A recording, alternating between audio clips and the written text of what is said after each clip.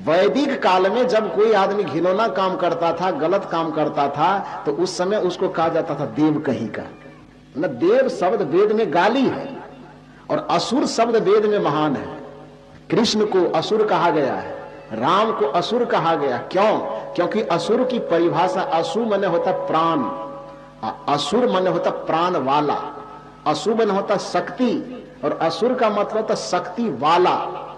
तो चूंकि जितने भी देवता होते थे सारे देवता शक्ति वाले होते थे, ज्ञान वाले होते थे, ध्यान वाले होते थे, तेज से परिपूर्ण होते थे, इसलिए सभी देवताओं की विशेषता में सूर शब्द का प्रयोग वेद में नहीं है। सभी देवताओं की विशेषता में असुर शब्द का प्रयोग है। मतलब वैदिक काल में असुर का मतलब अच्छा होता था और सूर का मतलब गलत होता था। यहां तक कि वाल्मीकि रामायण तक आते आते सूर का मतलब गलत और असुर का मतलब अच्छा। वाल्मीकि रामायण में सूर और असुर की जो परिभाषा की गई है, वाल्मीकि रामायण में बताया गया है कि सूर उसे कहते हैं जो सुरा और सुंदरी का सेवन करता हो, उसको सूर कहते हैं। और जो सुरा और सुंदरी के सेवन से अपने आप को बचा करके रखता है, उसको असुर कहते हैं। क्योंकि सूर में अनिषेधात्मक उपसर्ग लगा हुआ है।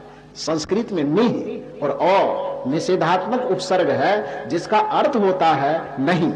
जैसे भय का, मर का मतलब होता है डरना, उसमें अ उपसर्ग लग गया तो उसका अर्थ क्या हो जाएगा? नहीं डरना, निडर। मर शब्द है और उसमें अ शब्द लग गया तो मर का मतलब मरना, अ शब्द जुट गया, शब्द बन गया अमर, तो उसका अर्थ वही रहेगा कि उलट जाएगा? क्या होगा? उल्टेगा ना। क्या अर्थ हो जाएगा? नहीं मरने वाले को क्या कहा जाता है? अमर।